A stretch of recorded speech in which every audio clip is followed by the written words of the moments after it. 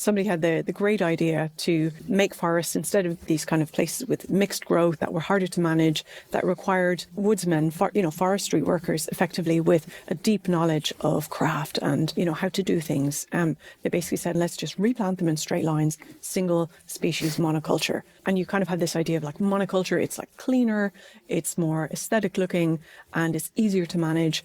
What happens is that in the second or third iteration of replanting your monoculture, it just collapses. Robin and I basically took that idea and said, well, how does this describe today's internet?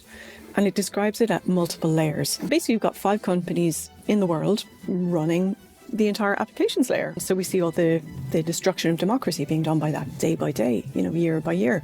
That is almost like the disaster of the forest just being falling down in one storm. Internet rewilding is the idea that, well, 1, that's a really bad thing to happen. Yeah. But 2, just saying how bad it is and describing that in a new way is not enough. How do we break out of that? How do we, in some cases, regenerate a habitat that is healthy, that is diverse in terms of biodiverse, techno-diverse? It has not just different competitors at each layer of the internet stack, but has room for innovation and room for change. That's kind of what we're trying to do with internet rewilding, is take some of the ideas and the energy from ecology and bring them over to us in tech. We do have the capability of doing this, but I think what we need is the urgency. The internet once provided fertile ground for innovative technologies to grow and openly compete with one another.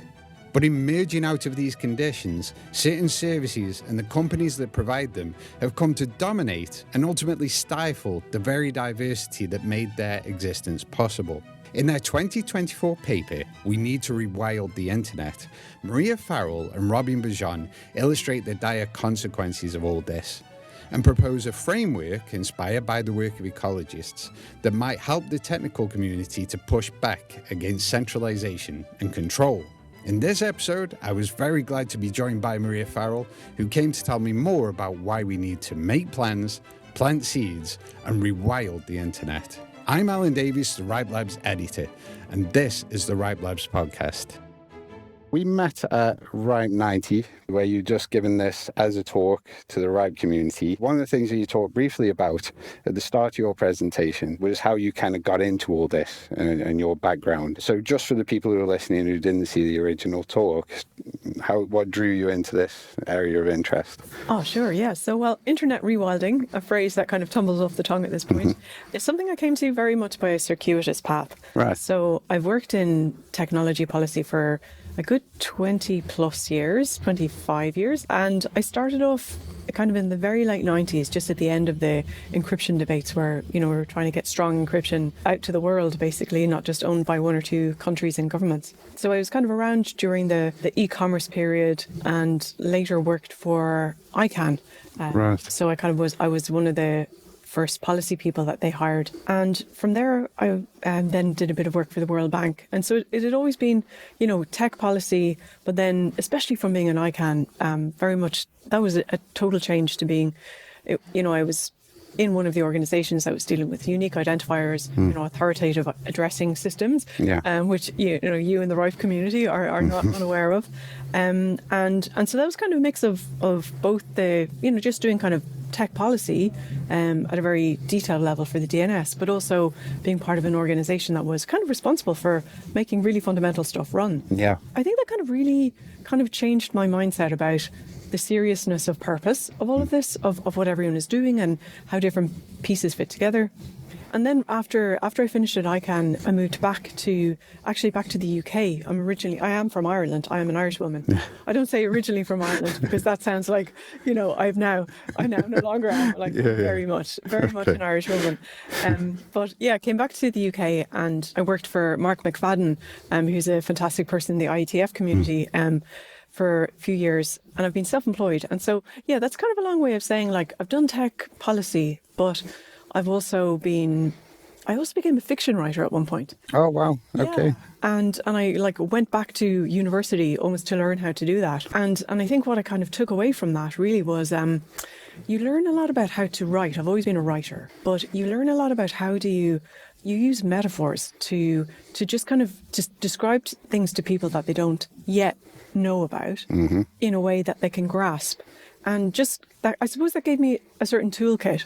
And that meant that when it came back to writing about tech policy in the last 10 years, it's been much more, I suppose, like much more colourful, much more vivid, much more about storytelling, and also just cleaving to that, like, sort of seriousness of purpose. What are we doing this for? Yeah. And so out of all of that, at various points, kind of, you know, I became interested, as many people do in the middle of their lives, in ecology, in ecosystems, how they really work, how gardens work, you know, how stuff grows. And then I suppose the final piece of the puzzle is I read a book a number of years ago that was recommended to me by my older brother, Henry Farrell, who's a professor of politics in Washington. He recommends this amazing book, which I absolutely commend to your listeners. It's called Seeing Like a State. Right. And it's by a political anthropologist called James C. Scott, who died only last year, actually. And he writes, I think the subtitle goes like how certain schemes to improve the human condition have all gone horribly wrong. Right, yeah. And it's basically about how centralising decision-making and the authoritarian mindset, be it on the right or on the left, but let's be honest, more usually on the right, how that leads to terrible fragility, to things breaking down, and also to just creating really unpleasant places to live. So like planned cities. Yeah. Like I've been to Brasilia. It's a dreadful place to walk around. It looks beautiful, but it's deeply unpractical and hardly anyone wants to live there. Yeah. He looks at, you know, city planning and all sorts of kind of areas of how people have tried to centralise and organise human life in very systematic ways. Always goes horribly wrong, always creates an unpleasant place to live. And if you've been around the internet at all for the last 20 years, that is something that just, you know, you really recognise in your bones. You're like, okay, yes, the internet really started to get to be a fairly unpleasant place to live, habitat, when, you know, you have all of these concentrating, centralising forces, the consolidation at the various layers. And so all of those things came together until I had contacted a fantastic public interest technologist, Robin Bergeon, who is then at the New York Times. I DM'd him on Twitter when we still used Twitter. Wow, okay. One day and just said, hey, we've kind of been mutuals for a while. I think you and I should write something about seeing like a state, but for the internet. And he just pinged me back straight away. It was during one of the early lockdowns, and he just said, yes, absolutely. So we worked on that idea for a couple of years, and while we were doing that, one day I was crossing the road in London, and just out of nowhere, I was standing at the traffic lights with my two dogs, just thinking of nothing, as you do, waiting for them to turn green, trying to be a good citizen. And the next thing is just the words rewilding the internet just like popped, like they had like fallen down from the sky into my brain. Brilliant. Into almost And when you write fiction, you become, like I've written a lot of short stories and one novel, you sort of, ideas when they arrive, they kind of arrive into you in your body. Like I feel it in my belly and my chest when an idea comes, and very occasionally an idea comes that is, you know ideas that are short story shaped and sized, but occasionally idea will come and it is novel shaped. Right, okay. And it's just, you just feel it in every cell of your body. And as I was waiting there for the traffic lights to go green, I just went, oh my God, like, this is a book-shaped idea. This is a far bigger idea than me. And my job is to now think about how this works and get it out into the world. So that's what the last couple of years have been about. We wrote our viral article, We Need to Rewild the Internet, for an American publication called Noema. And it just took off and went around the world. Yeah. So that's kind of how we got the idea out there. And now Robin is working on the actual technology of rewilding the internet, doing Eurostack, doing AP protocol, public interest social media. And I am kind of going forward with writing the actual book about it. Cool. So that's kind of where it came from. It's a lot of moving parts, but wow. It feels very organic. That's brilliant. I didn't know that you were writing fiction as well. I didn't know that at all. Okay. Oh, yeah. Fiction, it's very important to me. I just feel like fiction is how we manage develop and communicate a lot of our feelings. Like when you write a story, you're basically almost like creating almost like a little terrarium. A glass bowl with things that grow in. That's a smaller scale. Yeah. But you can sort of manage it, and you kind of put your feelings and your thoughts in there, and they can work. And then you hand the terrarium over to somebody else, and they're like, "Oh, okay, yeah, I've been thinking about that as well. Interesting. Yeah.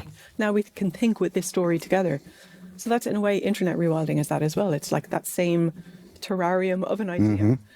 But your job as a writer, I think, is to develop that as much as you can, put enough rich stuff into it that other people are then going to take it away and grow different things out of it. One thing that we've really touched upon so many times through so many of the podcast episodes is this idea that the technical community has an inability to communicate ideas, and that's one of the problems that we have when we talk to like organizations outside like government agencies and people like that. And that's been a recurring idea. But then the guests that I've actually had on the podcast, it's amazed me how many like very able communicators we do have in the tech community. And yeah, you know, really. Well, there are so like, and honestly, do you know what? I really would push back against policymakers saying that sort of thing, because I feel like I'm not a very deeply technical person myself, but I feel like I'm on the side. I'm from in and out of the technical community, and that I feel like you go to a RIPE meeting and you have chats with coffee chats and everything with people. People have no problem with communicating, and are really well able to describe what they're doing. Yeah, it's important. I do feel that there is a mentality outside of the technology community where people just feel, I think it's to do with, policymakers and other people and their own insecurity and their own fear of asking questions. And I think they slightly almost project that onto technology people. Because honestly, I have never noticed that tech people have difficulty describing what they do. Yeah. They're doing something so vivid and important. Yeah. And tend to be, we tend to be enthusiasts. It's part of the group of people in the world. Yeah, just a by the by, Meredith Whittaker, the CEO of Signal, she gave a fantastic, almost like a life-changing talk to the Chaos Computer Club just this year past, and she's now developing it into an article, which I hope will be out soon. And she just talks about the role of almost intellectual shame, kind of in and around the tech community, of people who feel like they just don't want to ask questions because they don't want to look stupid. Yeah. And I feel like perhaps the less technical a person is, the more shame and worry they have. Yeah. I do wonder, anyway, this is a bit of an aside, but I've never noticed that tech people have problems like telling the stories, communicating the importance and the vividness of what they're doing. I think we might end up talking about Meredith again a bit later in the conversation. But before we get on, I hope you don't mind me quoting some of the article back to you. No, go. But for the people who haven't dived into it yet, you and Robin there say that the internet has become an extractive and fragile monoculture, and it needs to be rewilded. And you also say that online spaces are no longer ecosystems, and you actually touch on this use of the term ecosystem in other places as well, because we do tend to speak of them that way, but it become plantations instead, and these are highly concentrated and controlled environments that madden the creatures trapped within. It's a great line. So I understand now, having read this through this a few times, this is much more than just a metaphor, but it's a strong metaphor. And could we start by just kind of unpacking it and really getting into what this means? Yeah, and thank you so much, because I think a lot of people think it's just a metaphor. And, metaphors are useful almost like within a paragraph to say something, this thing is like this other thing. Yeah. But actually, what we're talking about really is it's a system. It's a system's way of thinking.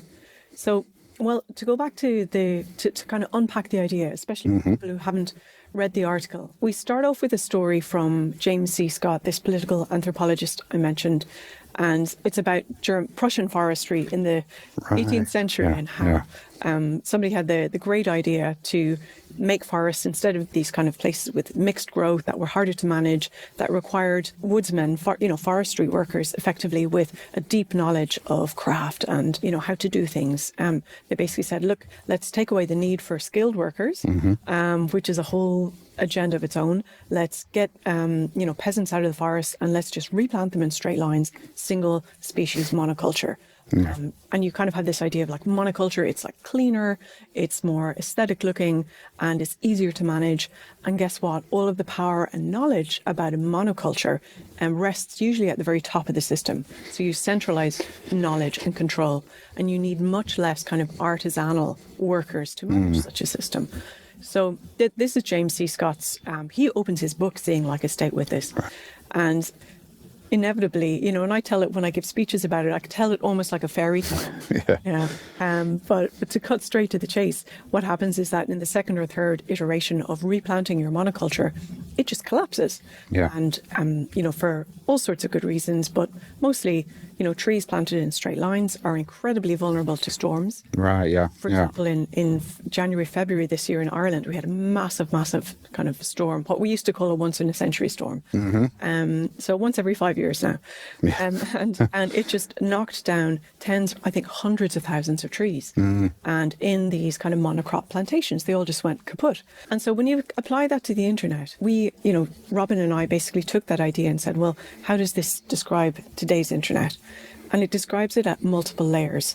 And, many of your listeners, but not all, will be familiar of the idea that the internet has different layers. At the top, you have the application layer, almost the TikToks, the WhatsApps, the single search engine for everyone, for the world, where you have just massive monopoly and duopolies. So a duopoly where you basically just have two companies on top. So basically, you've got 5 companies in the world running the entire applications layer of the internet, which is terrifying and scary. And they have a deeply damaging business model. So we see all the destruction of democracy being done by that day by day, year by year. But then if you kind of just dig down a little bit, let's say into the protocol level, then you see that the original TCP/IP, the DNA of the internet as it was, is all about how do we create a general purpose internet where, you have a network that is not specialized and is not centralized under any single entity's control. It's permissionless innovation. It's interoperable. And, in the words of Leslie Daigle, who is also just a key thinker and writer and doer about internet, that has really influenced me. She wrote in 2018, I think, about in a paper called The Internet Invariants, the things that do not change over time. She was measuring them. And she wrote, the general purpose, the interoperability, the no permanent favorites, all of those. She described the kind of the compacting of all of those into really concentrated and consolidated control as climate change for the internet. And that is the kind of expression that gets into your mind and it does not get out again. So she really has been so influential, and she still is. She gave an amazing paper at RIPE 90 about attack traffic as being like the microplastics. So to get back to the monoculture, really, you see this monoculture extending down through the visible app layers, through the various, increasing the protocol layer, through the physical connection layer, all the way up and down the stack, where you have these monopolies and duopolies, and occasionally, maybe 4 or 5 companies that have massive control. The content distribution networks, there are like 2 or 3, maybe 4. And so you get that, or even, DNS resolution, again, a system that's designed to be decentralized and for often good practical engineering reasons. People will proxy DNS service over here, and we'll have, recursive DNS service over there. It just makes choke points at every single layer of the internet. And so something that was designed for good reason to be decentralized, to keep control closer to the users, or closer to I suppose almost a priestly layer of people who, are expert and technologists who kind of control different parts of it, but are very much decentralized and meritocratic in culture. Problematic though that sometimes is and was, it suddenly goes into actually basically you've just got Google, Microsoft, Amazon, and a few other also rans, and then Facebook at the undersea cable.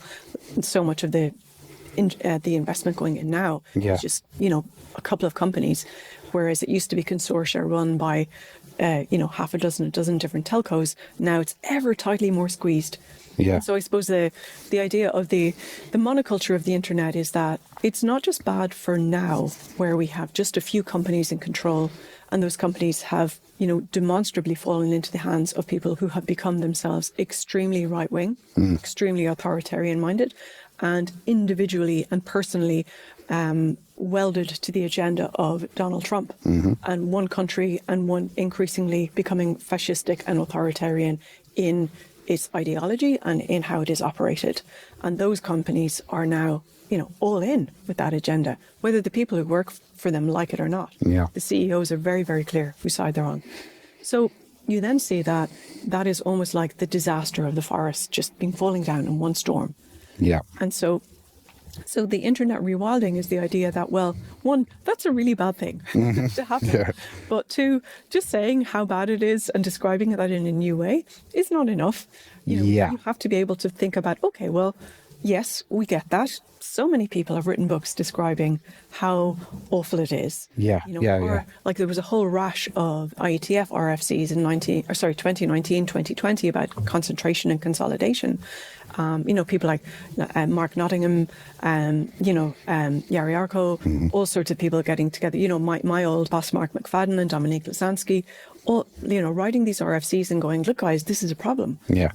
It is concentrated and consolidated. And, you can splice and dice the technical terminology whichever way you like. And you can say, oh, it's for good, engineering reasons. The fundamentals are the same. Control is being consolidated in the hands of a few tiny, extremely right-wing men, right-wing and American men.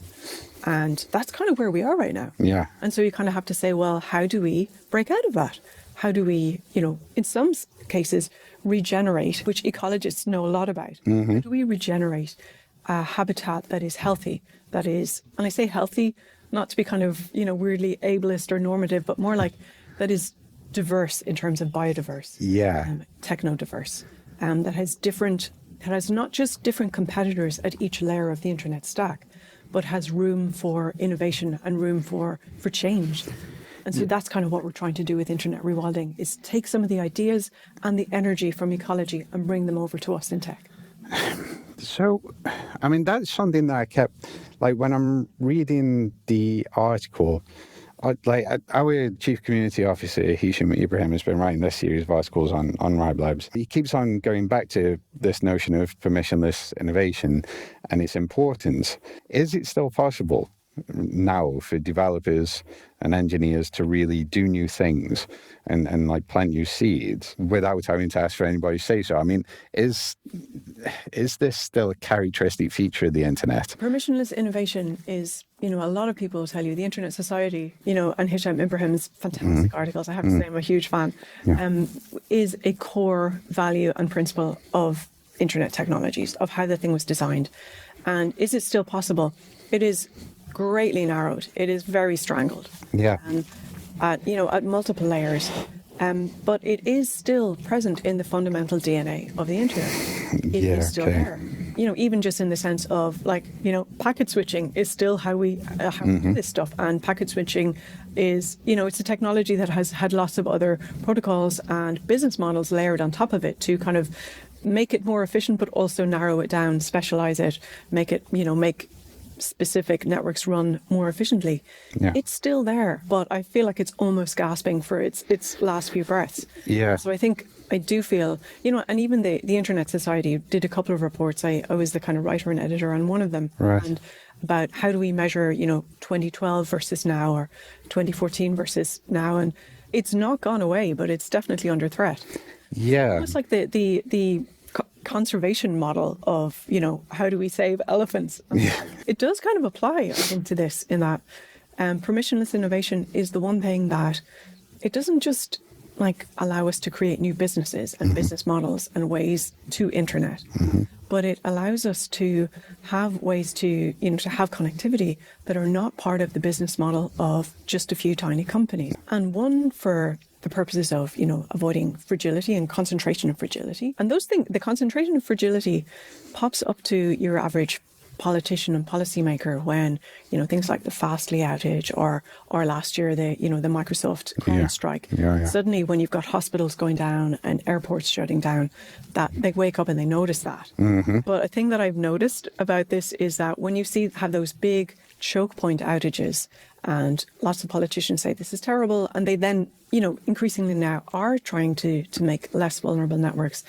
But always, I don't know if you've noticed this or tracked this, but the share prices of the organizations that have been responsible for the outage shoot up in the months 6 to 12 months after. Why? Because investors who don't care about the internet just go, oh my God, there's a monopoly over there. Did you see? That's a monopoly. Wow. I want to get my money in there. That's a moat. And I want to build, a moat around my money so that it can be a monopoly. So so that's a bit of a side quest. Yeah. There are so many strong forces that are trying to squash permissionless innovation. Yeah. And I think those of us who understand what it is know that it's not just for being able to make money in new and different ways. It is for being able to make connectivity in a world that is coming screaming down the tracks at us. We are having increasingly authoritarian governments who are, cheek by jowl, side by side with fascist-leaning tech CEOs. Yeah. And so the ability to intranet differently is not just a nice to have. It's becoming, it is already for many people a life and death issue. It is a democracy or no democracy issue. It is a resistance issue under weakening an authoritarian democracy. Yeah. So, so the thing is permissionless innovation is strangled and it is suffering, but it is fundamental to our ability to pass something usable down to people who are coming in 5 years, in 15 years, in 25 years. Yeah.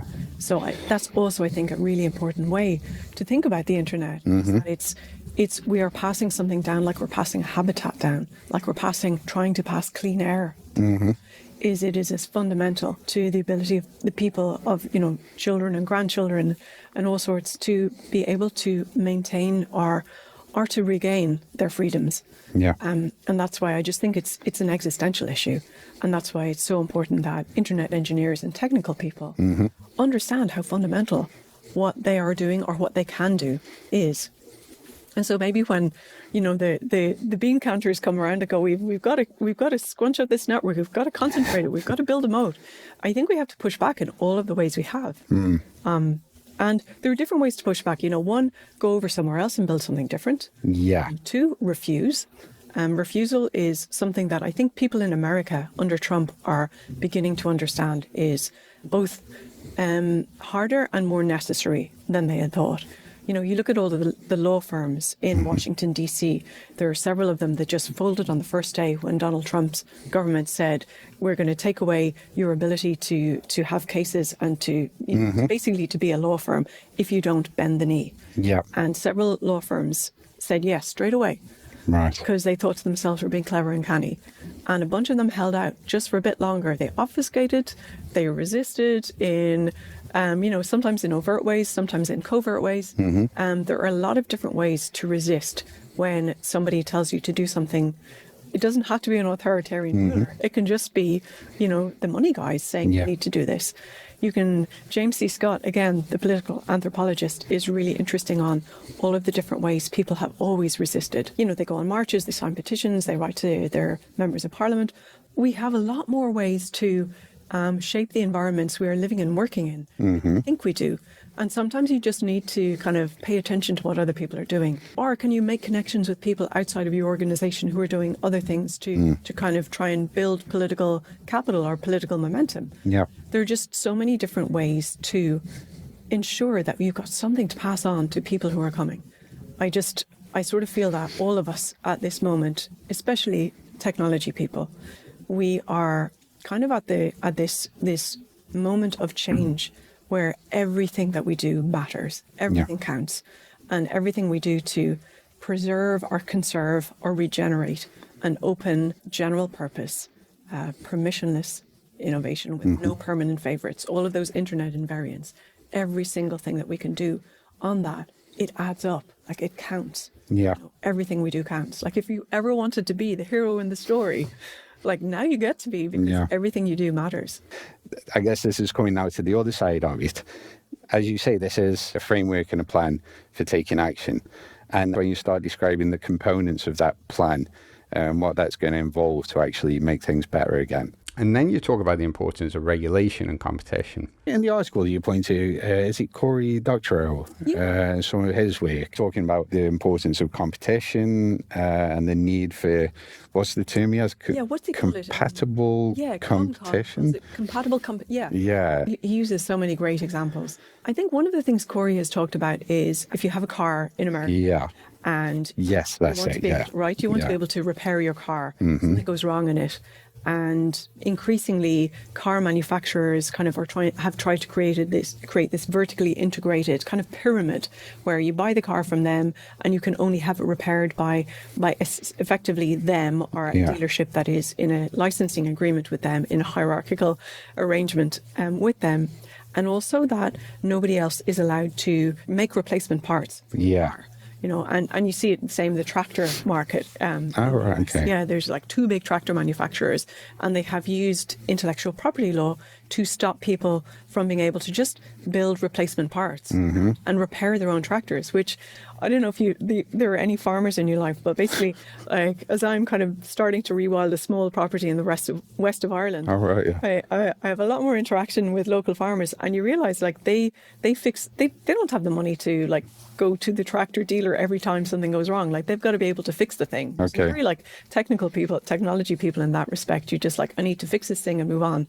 And Cory Doctorow has written really compellingly about how intellectual property is used to stop you being able to do that, to like repair things, to modify devices, to fix them, and to, you know, to innovate with them, to make them do different things. So this is one of those things throttling innovation. Yeah, Like this kind massively, because innovation is I think a lot of policymakers have this idea that innovation is something that happens only in big companies and by people with shiny job titles and in a very centralized way. Whereas we all know innovation is what happens when you have got a job to do and something goes wrong, or something is suboptimal, and you fix that thing, and suddenly you've innovated there, and a whole new set of possibilities, perhaps, you know, businesses arise from people fixing problems they've come across day to day. And so Cory basically is incredibly good about how through certain legal methods, people have been trying to preserve the right to fix the stuff that they buy. Yeah, okay. You know, and to be able to not be controlled, basically to not, like, every time you buy a device, to be locked into this unfixable, unmodifiable piece of kit that the manufacturer is going to, is going to brick. Basically do a software update that kills it. So that's like, and he's really interesting about how, you know, he's done the homework and the research about how just being able to, like, car dealerships or car repair in, I can't remember, like, the northeast of the US, being able to have that in certain states it cracks open the market, and makes stuff a lot cheaper. Yeah. So there you go. So that's one side of, so, you know, that competitive compatibility, being able to make devices, and the internet's all about that plug and play. You know, that is fundamental to the ability, the license to tinker. Yeah. You know, yeah. That's how we fix a lot of stuff. But then also, as you mentioned, regulation is a key part of this. And I feel that there's sometimes people feel like, oh, you know, we should be able to fix this whole internet problem ourselves by just being able to make different choices. Or by, you know, I went without a smartphone for 6 years. It was gloriously peaceful. But, you know, I got one again for reasons. But, you know, each individual on their own trying to make sensible choices in a messed up market is not going to change that market, much though we would like to be able to. So that's why we have regulation, and competition regulation. And just to go back to, like, the early 20th century, the reason we have competition regulation is because in America, in the early 20th century, you had people like J.P. Morgan, people like the people who owned the oil, the kind of big family dynasties that are still the names of hugely powerful companies today. And, you know, that were kind of like one company for the railways, one company for oil, one bank. And the burgeoning American federal government, which was much less powerful than it is now, they said, we need to have laws so that these guys are not running the entire country. Yeah. Like, they did it to save and to grow and generate democracy, not just to save business, but to save the ability to not be just answerable to two rich guys. And so that's where competition policy comes out of historically. And we had a long time in the 20th century, especially under Reagan and with the Chicago School of Economists, where people said, no, you don't need competition policy. You just need the market to do everything. It'll be great. Reader, it was not great. Yeah. And so, but we have since then the laws on the books. And in the US, you had Lena Khan, who was a fantastic federal trade commissioner, which is their big competition authority. In Europe, we had a much more activist, for a short period of time, competition regulators. And so we've got these great laws in the books, the DSA, the DMA, in particular, the Digital Markets Act, that give our policymakers the ability to force these companies to not wreck democracy. Yeah. Like, it's really as simple as that. And amongst competition regulators and in competition thinkers and economists over the last 5 to 6 years, I've seen a big change in how they think about why they do what they do.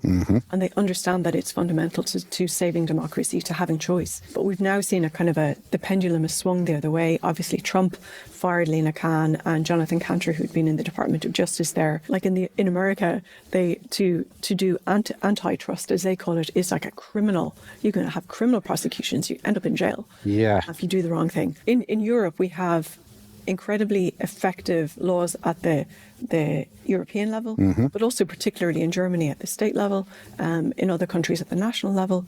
And we've got all of these laws that can save us, frankly. We need collective action. We need government coercion. Those are the kinds of existential forces we're up against here. It's not just, go into a shop and oh, well, will I buy an Apple or will I buy something or a Google? That's not going to fix this. We need the coercive power of the state. And so a lot of my writing and work is also around, telling politicians they need to do their sodding job. And be it from European, Commission officials who just oftentimes lack the courage, lack the sense of urgency, lack the drive, the imagination, the fundamental existential need of us collectively to do this. But we're really at a moment where we have to get this right now. We've got a few years left to get it right.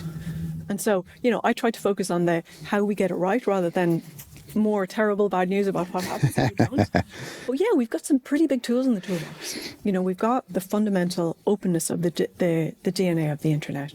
We've got competitive compatibility.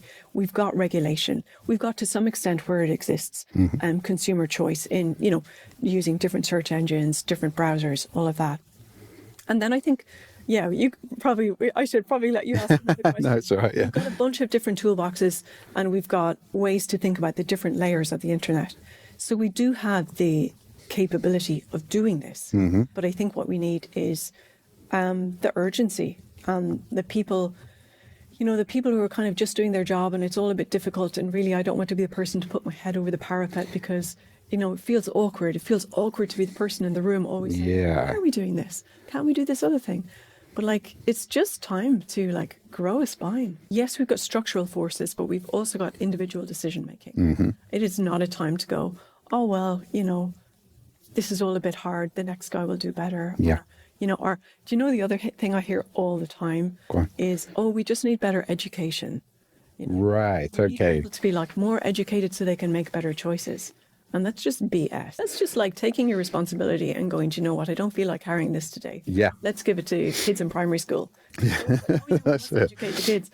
What difference are kids going to make if we've narrowed down all the choices? It was interesting, just a little aside about Jonathan Cantor. He was just on something a few weeks ago talking about the big win last year against Google. He seemed to be making noises in this interview and that actually on antitrust, things are... under the current administration over there, things are going in the right direction. So I was kind of surprised by the tone there. But how do you feel about the whole Google case and all this? Well, two things there. We'll come back to the Google case in a minute. I think some people are taking comfort from the fact that Trump's lieutenants still threaten tech companies with antitrust prosecutions. And that is not because they believe in the rule of law. For them, antitrust is a stick to beat specific companies with, to pull them into line with the regime. It is not about having the rule of law, about having competition, about having different routes to market for new entrants. It is about keeping the top 5 or 6 guys at your beck and call by telling them that you can put them in jail if you want to. It is as simple as that. And really anyone who, don't overthink this. It's really not that complicated. Back to the Google case. It's a fascinating one in terms of Google has clearly been found to be a monopoly in a very specific part of the advertising market, and which obviously it is and has been for a long time. And I think it's a very useful and good thing that has happened because it's important to have things in black and white. That say, yes, this is a monopoly and yes, state action is required to deal with it and to break things up or to take specific parts of a company and kind of have to spin them out and you have to go and be a different company. It will still be a monopoly, unfortunately. So I think there's really good things there. But what I've also been paying attention to is how the unintended consequences of that have, in an unwelcome way, been not great for browser choice. Right. Okay. So one of the things that had been happening and continues to happen with the Google advertising monopoly, effective monopoly, is that you had browsers. Our browser takes probably about like $100 million to develop from the ground up, from what I've heard. Yeah. I don't know. People can tell me that's wrong. It takes, tens of millions, perhaps like $20 million a year to run. You've got obviously the standards work in browsers is key, but that all takes time and work and effort. The updating them, the hardening them, all of that. It takes a lot of money to run a browser, and we really only have, for most people, there are two browsers. There's the Apple browser and there's the Google browser. There's Chrome, and some people use Safari. And then, a few people use Brave, some people use Mozilla. But what's happened with the Google case is that Google was basically paying Apple an enormous amount of money, in the hundreds of millions of dollars a year, to default to the Google as a search engine. And also, Google was paying Mozilla a smaller amount of money. And so when the antitrust decision went against Google, which is a good and important thing, it also is of existential damage, I guess, to Mozilla, because they more or less depend on Google's paying them that money to preference Google products for Mozilla to survive. So one of the things I'm kind of thinking about in the book I'm writing about rewilding the internet is the idea of, in ecosystems, you have a food web. Or an energy web, which is what most ecologists call it now. And the food web is basically the idea that ecologists they actually do so much more counting and statistics than I would have thought before I really started to properly read about it. One of the things they count and measure is the amount of calories in an ecosystem. Like they can literally tell you the actual amount of, like, millions or hundreds of thousands or whatever, if you define an ecosystem in a certain way. And so you've got a certain amount of calories in it, energy. And what those calories are doing in a functioning, diverse ecosystem is they are moving around in a circular fashion. So, and like, to give it, really kind of a simple-minded example, almost like, the lion eats the gazelle, the gazelle eats the grass. And when the lion dies, the lion lies down in the grass and kind of rots down into it and ultimately becomes grass. Super simplified. But basically, it's the energy is passed around within the ecosystem. And that's the food web. And one of the ways I think about browsers is that in a food web where you've got browsers in the ecosystem, which of course they're our window on the web, especially in an increasingly cloud world, where you're actually a lot of people are doing your word processing through it and all sorts of, basic basic computer function uses, I guess, through a browser rather than on top of an operating system. The browser is a fundamental piece of the ecosystem, but in a food web, the calories should be kind of going around, let's say the data, or let's say the money, is going around and coming back into browser development, into those tens or hundreds of millions that it takes. But in our system, we have a system where the data and the money are being extracted from the web, as distinct from the internet, by, 2 or 3 companies, effectively by the advertisers, who are all beholden to Google.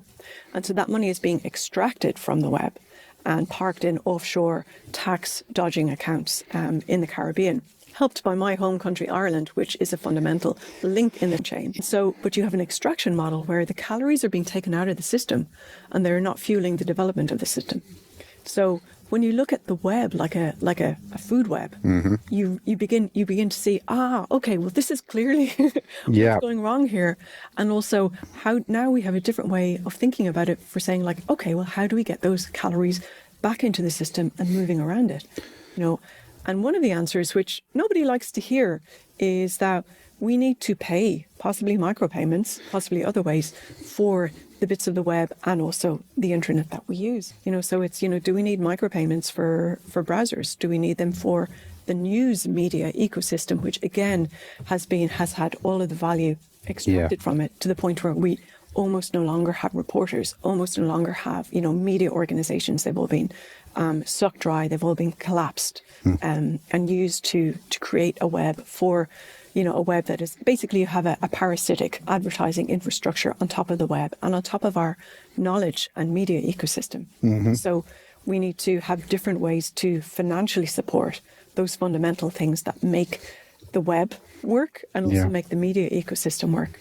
That helps me understand, and hopefully people listening, how this gives you a plan, how this gives you like the things that have to happen for this to get better. But then there's also something that you've mentioned quite often. I think you mentioned it during the talk, and it's there in the paper, about how this way of thinking helps people to be maybe more emotionally resilient about taking all this on. And we'll talk a bit more about what Anna Wilson said at the end of Route 90 in a minute. But not being overwhelmed by all this. That's the way that she titled her closing talk. That's obviously really important as well. But how does that come out of this ecological perspective on things? Yeah, well, I mean, first of all, in a really literal way, and I can't speak for all ecologists, but as a discipline, ecology started to rethink of itself as what they call a crisis discipline. Okay. A number of years ago. And that was that they kind of shifted their focus from almost like, let's admire the beautiful problem, or let's study the damage in the ecosystems and just how the ecosystems work, to, okay, no, that's part of what we do, but really what we do is we've changed our perspective. We're now about fixing the crisis in ecology. Yeah. Everything we do kind of is pushing, kind of, we've kind of got our shoulders to the wheel of, everything we do is to save ecosystems, or to regenerate them, or to think about how to kind of build the tools and build the ways of seeing for actually fixing this stuff. And I think so just in a very literal sense, I think we have to think about technology, computer science, as a crisis discipline.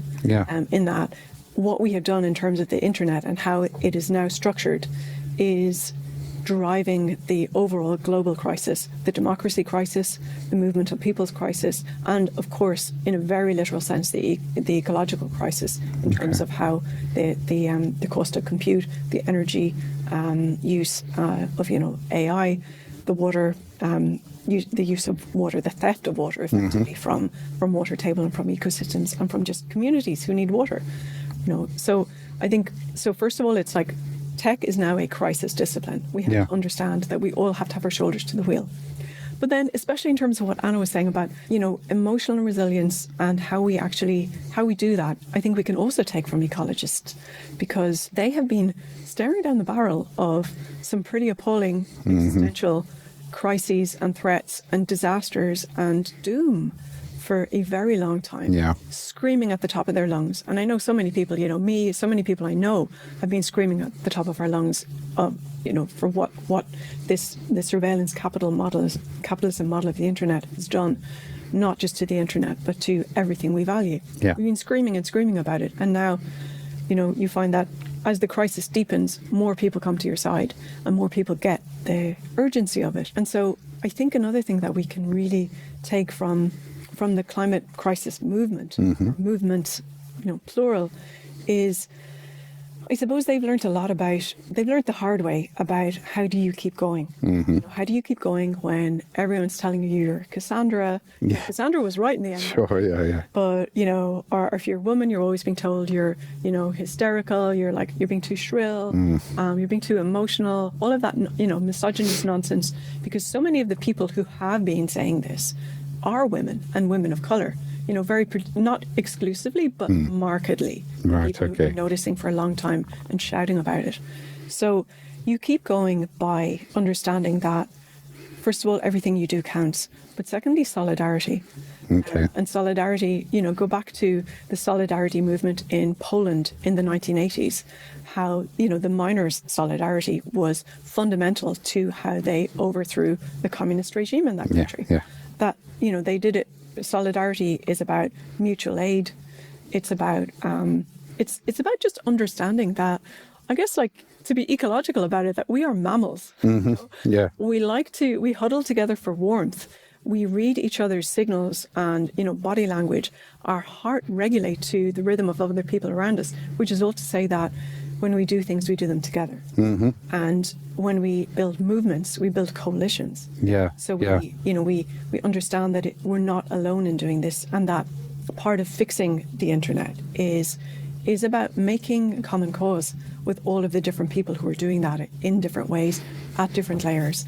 And so it's not like I would say, like, anyone who's been involved in movement politics will tell you it's bloody awful. Like, it's always rows. Yeah. It's difficult. There are egos and there are people pulling in different directions. But we all know that the only way we have ever done things, achieved gains in progressive politics, in extending the franchise, in allowing women to vote, in having equal marriage for people of all, sexual persuasions and identities. It's by working together and building coalitions, unlikely coalitions sometimes. Yeah. But that's how it's practical. It's, pragmatic often.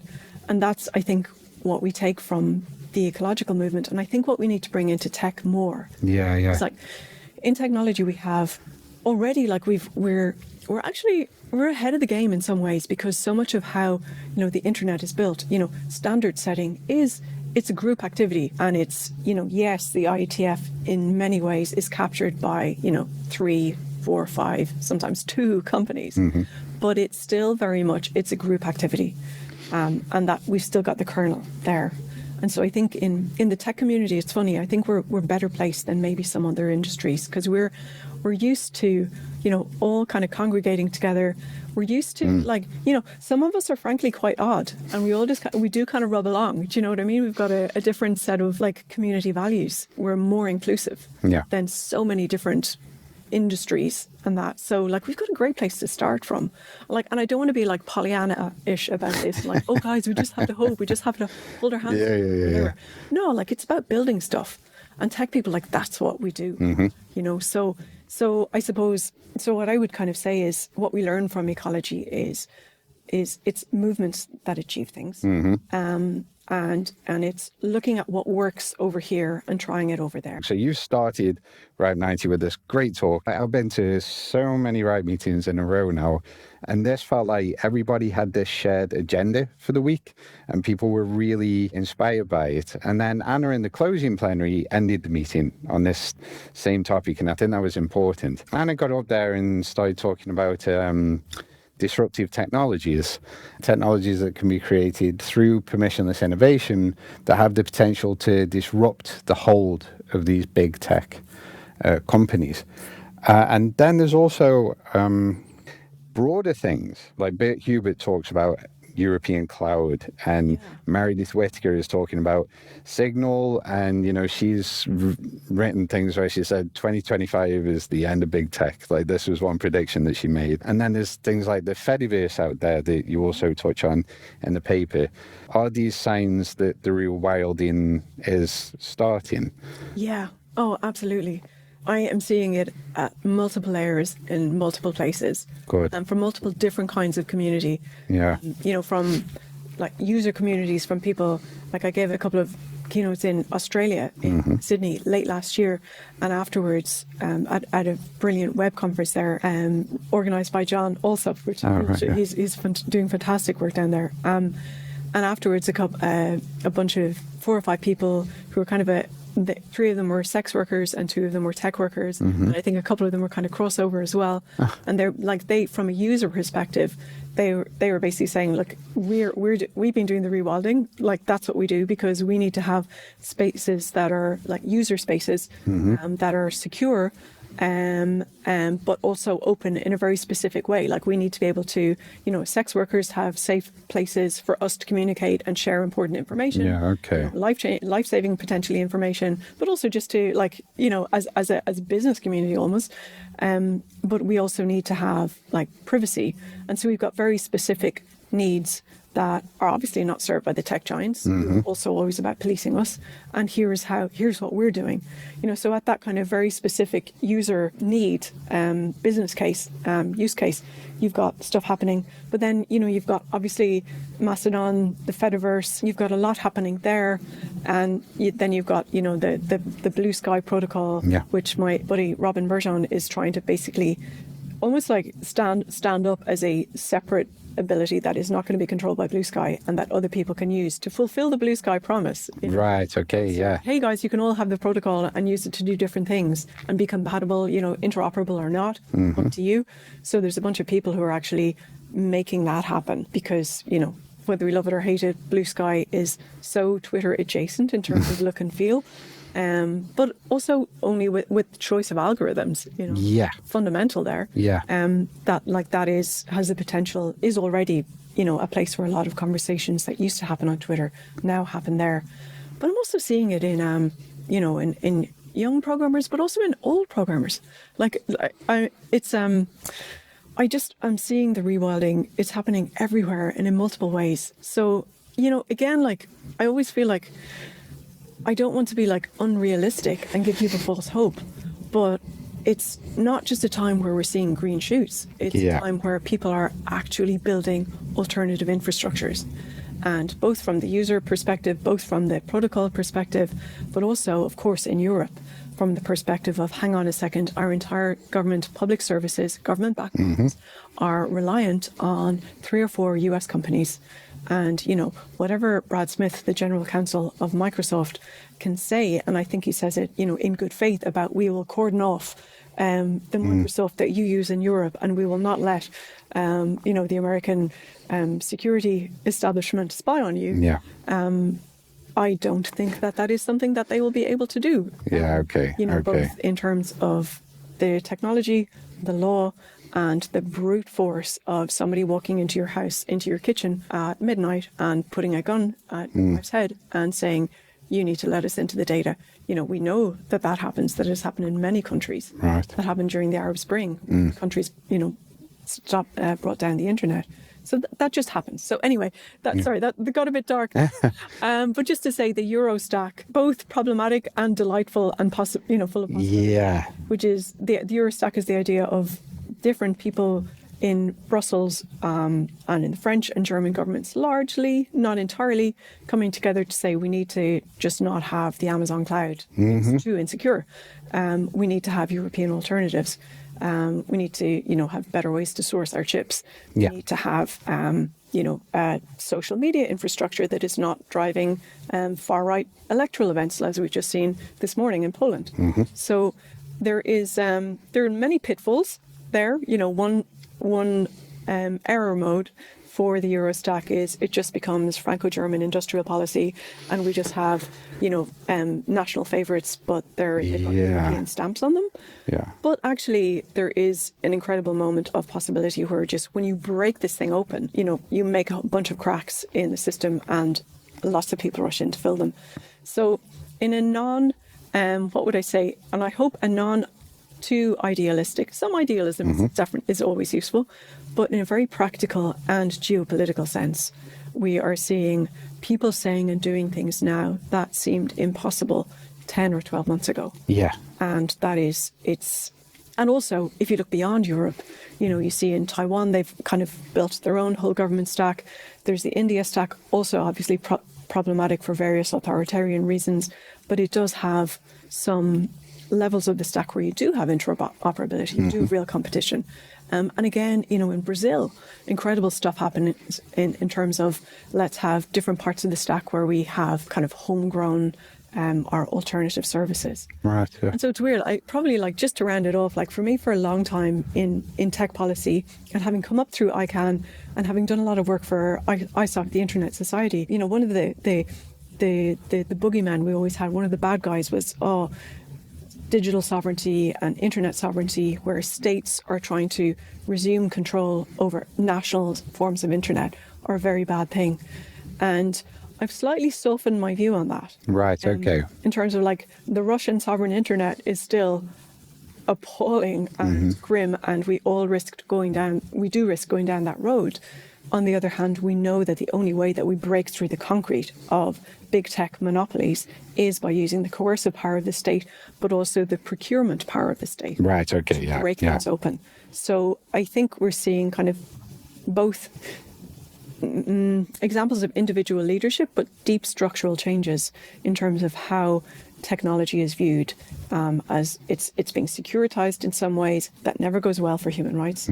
But it's also been seen in geopolitical terms where competition is not just a nice to have, in a particular market, but it's a fundamental form of national and regional resilience. And in terms of, the possibility that we could see more war in Europe in the next decade, a resilient, decentralized, disseminated internet, that is where control is not hierarchically controlled by just a few guys, but is closer to the users. I think that is becoming, more people now get what a lot of us have long since argued for, that this is an existential issue. And so in a way, everything old is new again. The old decentralized internet that was kind of hardened against potentially nuclear war is becoming the new decentralized internet that is resilient and bouncy and flexible for potential more wars and more crises. So it's, in terms of the hopey changey thing, it's a mixed picture. Nobody wants to need to have resilience and decentralization that much. But I think it's both a moral duty for us in tech to provide and make space for, but it's also an exciting time and opportunity, a moment where things are now possible that were impossible just a year ago. And I think, I'm just curious to hear how your audience and how more of the RIPE and RIPE NCC community, what they have to, what they're doing in terms of rewilding. This is like that big thing, that big question to end on. I've got to shout out to this great piece that Bert Hubert put out just recently, where he really goes, I think it's like 24 points that he goes through of how the things that we make should look, what criteria they should meet, if people are actually going to make the change and switch over to using those instead of the stuff that they become so dependent on now. That's a great piece. So the community are taking action. It'd be good to hear more from them about, as you put it, like what's their zone of agency here? So when I gave my talk at the RIPE 90 in Lisbon meeting, I kind of put my email, farrellmaria@protonmail.com, up on the slide at the end to say, please let me know what you're doing. And I'm talking to a bunch of different people and hearing about what they're doing, what the level of agency is that they have, what the challenges are, where the zones of, possibility are. So it would be great to hear more from people about that. But also even, at the program of RIPE 90, I mean, there was an Amsterdam-based internet resilience club. But I really want to follow up. There's so much happening. People are really, really on it. And so I think, and also, I have to say, in the Netherlands, I feel like, from different things I've been involved with over the last months and the last year, it feels like this is a real hub of progressive tech policy, of progressive internet resilience, in a way that it felt like maybe Berlin was 5 years ago. Right, okay, so this is also, I think, a real hub for just very, I suppose, progressive, community-based, but in non-naive, practical internet resilience building. But in a way that's very much about, how do we bring people with us? How do we build an internet for everyone that is going to continue to work? There's so much really exciting stuff happening here. And I know you and I talked about the RIPE community in general. All sorts of stuff is happening as well out there. And, I hope maybe from people who listen to this podcast that we might, hear a bit more from them about what they are doing, or what they're thinking of doing, or what they would love to do. That'd be great. So hopefully, if we, get that input back from people and we keep listening to what the community's saying, and I know that you're already talking to a lot of people following from the talk at RIPE 90, and it would be great if you could come back at some point and we could talk more about this and what people have said there. But thank you very much for coming today. This has been great. Thanks, Alan. It's been an absolute pleasure. That was great. That was fantastic. That's our episode for this month. I'm sure that many of you will have found Maria's take on these issues just as compelling as I did. So please write in and let us know your thoughts. And do like the episode if you'd like to hear more. We'll see you next time on the RIPE Labs podcast.